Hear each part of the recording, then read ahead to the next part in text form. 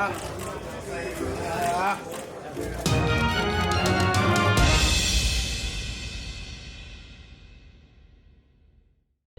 rank and new Tyson Fury U.S. promoter Bob Arum says if Tyson Fury were to fight Andy Ruiz, then Fury would be a 30-1 heavy favorite to beat Andy Ruiz. And we going to talk about it. What up, Fight World? It's your boy Ego, and I'm back with some more boxing. Make sure you smash the like button.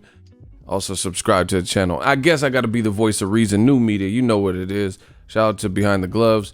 They have this interview. I'm not going to play it, but the link will be in the description. Check out their content. They have an exclusive interview with Bob Arum, and he was asked a plethora of questions about Tyson Fury, about Andy Ruiz's win and victory over Anthony Joshua, etc. And Bob Arum was hating in this interview. It's very apparent. You know, you guys could say I'm not really going to beat around the bush or nothing. He was hating. You know, one hand, he's talking about Tyson Fury versus Schwartz or whatever his name, Schwarzenegger. Yeah, what are you doing? Get to the chopper. Do. Hey, Dylan. You know, Tyson Fury's fighting this guy, Schwartz. No one's ever heard of him. And he's in Vegas, and he's making it out to be like a big ordeal. And, you know, this is a huge fight. And then, you know, when it comes to fighters he's not promoting, Wilder, he's saying everyone in the world knows Tyson Fury beat him, which is false because I don't think Tyson Fury beat him. I thought it was a draw, which it was ruled. You know, people can run around and say what they think happened, but if I go to BoxRec Wikipedia, it'll show a draw. Plus, Tyson Fury doesn't have that green strap in his hand. Funny, Bob Arum, he says that, you know, Tyson Fury's such an outspoken guy, but he's also articulate, so he doesn't really have to do much. He doesn't have to, as a promoter, he just has to facilitate, you know, the venue, secure the location, and then let her rip and let Tyson Fury have at it because he's such a showman. And Bob Arum says he doesn't have to do what other promoters have to do with a guy like Tyson Fury, like over promote, or he used the word spin things. And it's funny that Bob Arum in this interview is saying he doesn't have to spin things. And I feel like throughout the dialogue, that's exactly what he was doing, was spinning things to make it like Tyson Fury is larger than life. I mean, he's comparing him to George Foreman and Muhammad Ali yet again. I see no similarities from their skin color to the way they fight to the era they fought in to their body type. No comparisons that I see between Tyson Fury, right? Period. And he says he didn't have to do a spin job, but he's talking about this fight that a lot of people aren't stoked about. If you listen to all the comments and all the concerns about the Tyson Fury Tom Schwartz, people are taking it for what it is, basically a tune-up, you know? And no one even knows who Tom Schwartz is, right? All the questions about Joshua, Ruiz, and Wilder. You know, very little people are talking about Tyson Fury and Tom Schwartz and breaking down that fight. So in essence, Bob Arum to me is doing the spin job because he's trying to make it like this is a huge star making fight while marginalizing and minimizing others. Now, what you guys seen in the title, he says if Andy Ruiz were to fight Tyson Fury, he'd be a heavy underdog. Tyson Fury would be a 30-1 favorite. Let's be serious. He says that Tyson Fury, you know, he's just way taller and way better. And basically, Andy Ruiz has nothing for him. He says Andy Ruiz doesn't have a punch. And like it's laughable what Arum is trying to do because he's spinning this stuff because he had Andy Ruiz. So if Andy Ruiz, who just knocked out Joshua as the underdog with only 5 weeks to prepare, if he was so bad, then why did you have him longer than Al Heyman has had him? Why did you sign him? If he has no punch, he's out of shape, or he's this and he ain't that, and he can't beat nobody, then why did you sign him? What made you put him on the label, on the roster? You know, Bob Arum continues to do this, and new media is going to continue to talk about it. It's very apparent. It's very disrespectful because soon as guys leave him and they bubble and the road doesn't end for them, you know, then you hear Bob Arum almost sound scorned by this, and he'll slight and slander all these guys.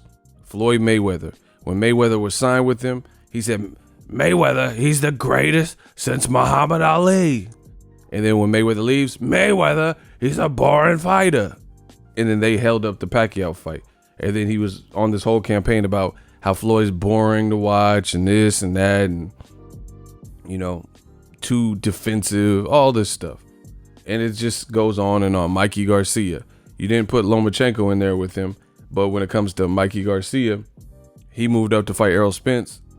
He took a shot in the dark, a risk that Lomachenko ain't taking. Like, you know, going to fight someone that's dangerous as hell, top guy at that new division, and then fighting and risking the undefeated record and the whole nine. And then when he came up short, Bob Arum was right there saying, oh, yeah, you know, Mikey wasted everyone's money. But what about Crawford Khan? Amir Khan, that's a card you put together. And what about Tom Schwartz and Tyson Fury? You know, that's not a waste of people's money. So it's just Bob being Bob. And, you know, he's trying to hype up Tyson Fury to make people believe that Tyson Fury is huge in the States. But the reality is you see more fanfare for Andy Ruiz off of what he did. So Bob Arum can say whatever he want, but the reality is Tyson Fury didn't beat Deontay Wilder. He does not hold a win. And he was making excuses. Bob Arum said something to the effect of Tyson Fury wasn't in shape then because he was coming off 2 tune-ups and now he's in shape. These types of things. Right? So it's just funny. It's real funny. He also, you know, took jabs at Andy Ruiz and said that Andy Ruiz is basically, we shouldn't be giving Andy Ruiz credit. You guys, it's a trip. You guys got to listen to this interview. Basically, it was more what Joshua did wrong than what Andy Ruiz did right. He was like, Joshua, he's so big. Why didn't he just push him back? Yeah, but it's easier said than done. I think he respected Andy Ruiz's hand speed.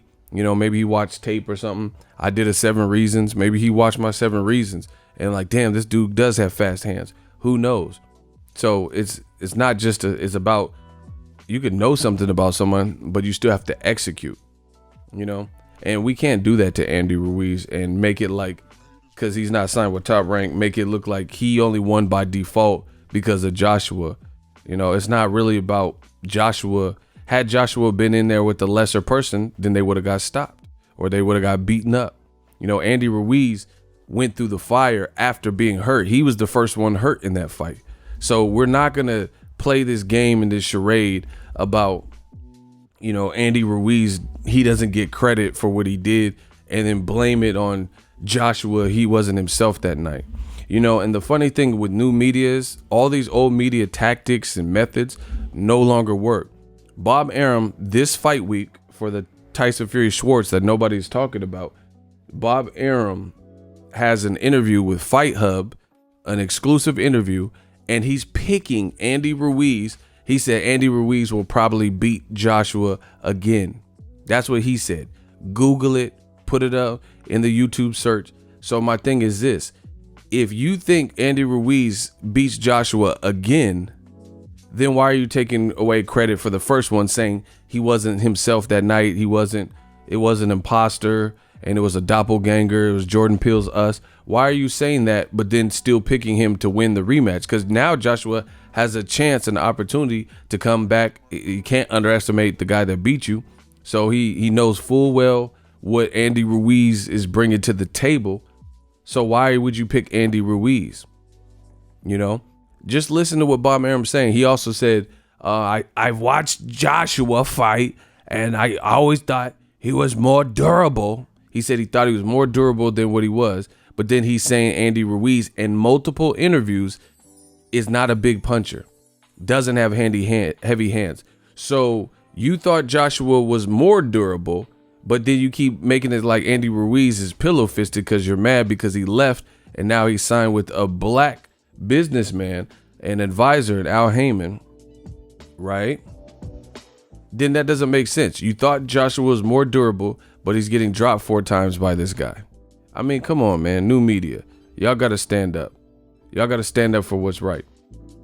You know, we're not going to do that to Andy Ruiz. This man came back and showed the world a true underdog Cinderella man story. I'm not going to take that from him like that. Bob Arum's being a promoter right now.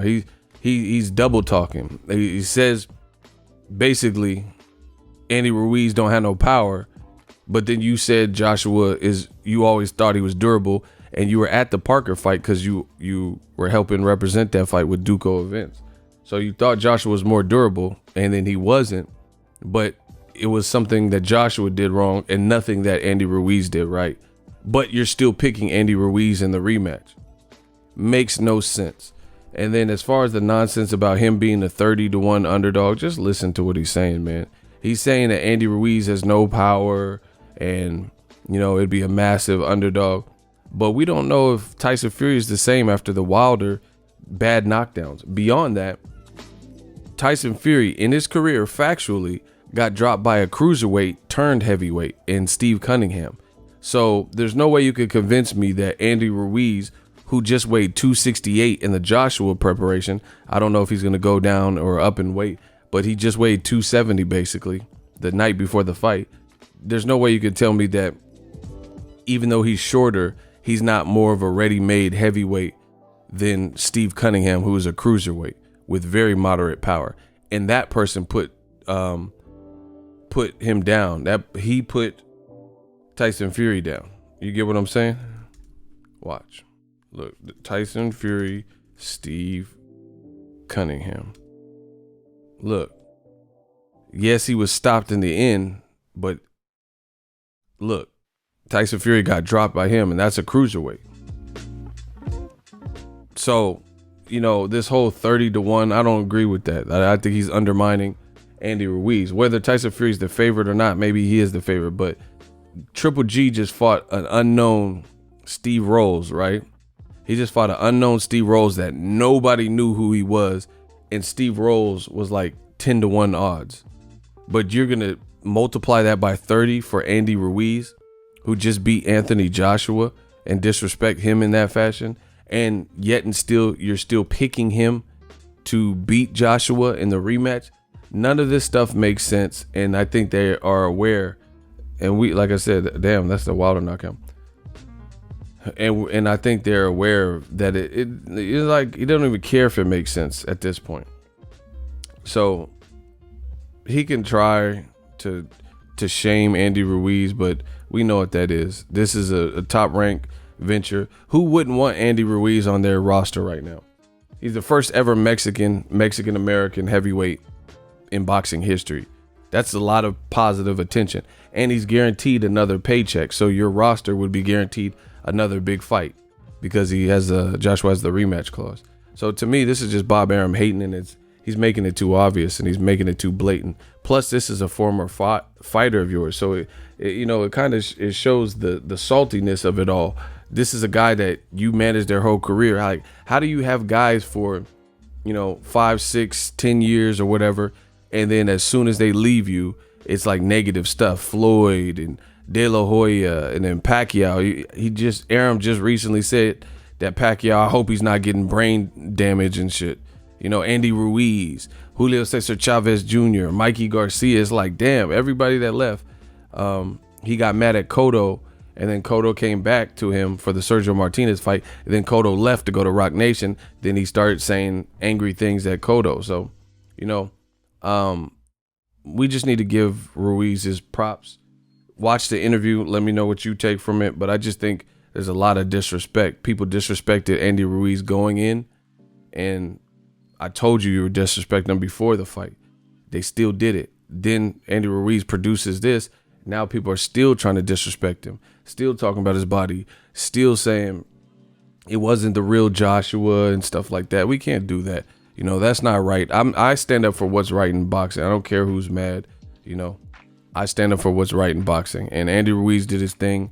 Let the man live. As far as saying he's a 30-1 underdog, then if Andy Ruiz, who's now a unified champ, is a 30-1 underdog, what the fuck is Tom Schwartz? See, none of this stuff makes sense. The more you think about it, the more you can expose what people really feel. How is Bob Arum trying to sell a Tom Schwartz fight that nobody's heard of, and the best they could say is this guy is ranked in 2 sanctioning bodies, but nobody cares about that? I watched the dude on YouTube. He tried to fake like he got knocked out and get the guy disqualified, right? So if Andy Ruiz, a unified champion who just stopped the guy that you thought was durable in Anthony Joshua, a guy who's 6'6". You know, you don't think he could drop or stop or potentially beat somebody better, but you're putting, you know, your fighter in who's the next Muhammad Ali and George Foreman and easily beat Wilder and this and that. You're putting him in with the Tom Schwartz, who has even less experience. At this point, Andy Ruiz has fought for 2 titles and he captured 1. He fought Joseph Parker, you know, and then he also fought and beat Joshua. So that's clearly a better fight than Tom Schwartz. You're talking about a ranked guy who we don't know how they even, you know, you could pay, some promoter might pay to get them in the ranking versus a unified champion. So we got to show some respect, new media. So if you enjoyed this video and want more content like this on the channel, you can show your appreciation by going to the PayPal donate button or the YouTube support button, and you can donate any amount that you feel is equivalent to the value of this video. Much more to come. Thank you guys for your support. Boxing Ego, the future of boxing.